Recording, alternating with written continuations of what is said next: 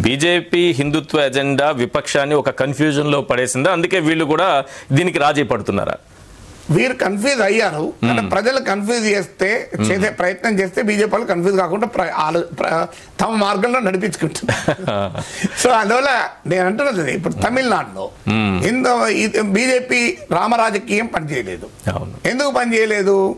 అక్కడ తమిళ్ ఐడెంటిటీ, ఆడ భాషాపరమైన అస్తిత్వము, సామాజిక న్యాయ అస్తిత్వము, ఈ రెండు బలంగా ఉండడం వల్ల ఈ హిందుత్వ పాలిటిక్స్ ముందుకు పడలేదు.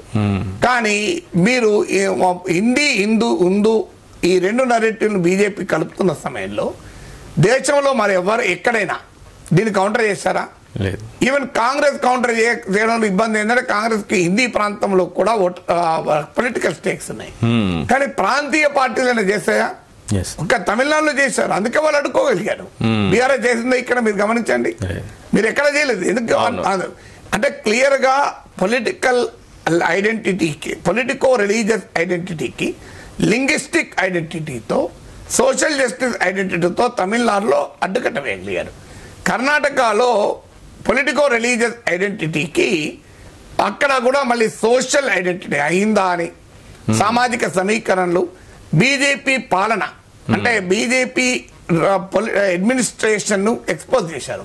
అయ్యా రామరాజ్యం వేరు, బీజేపీ రాజ్యం వేరు అని సమర్థవంతంగా, బీజేపీ రాజ్యంలో 40% కరప్షన్ ఉంటుంది, రామరాజ్యంలో ఉండదు అని చెప్పగలిగారు. అక్కడ బీజేపీని అడ్డుకోగలిగారు.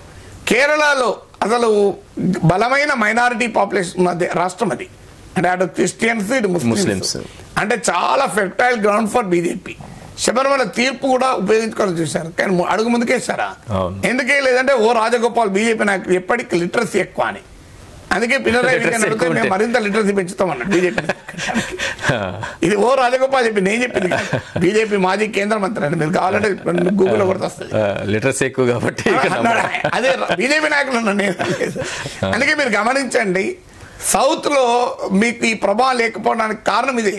Literacy, social reform movement, social justice movement, linguistic identity movements బలంగా ఉండడం వల్ల బీజేపీని అడ్డుకోగలిగారు. అది హిందీ ఆటలాంటి చేయలేకపోతున్నారు. అందువల్ల అపోజిషన్ కౌంటర్ నరేటివ్ ను బలంగా తమ అనుభవాల నుంచి కూడా నేర్చుకోలేకపోవడం వల్ల బీజేపీ తన వితౌట్ క్లారిటీతో చెప్తోంది, అపోజిషన్ కన్ఫ్యూజ్ గా చెప్తోంది. అందుకే బీజేపీది ప్రివేల్ అవుతుంది.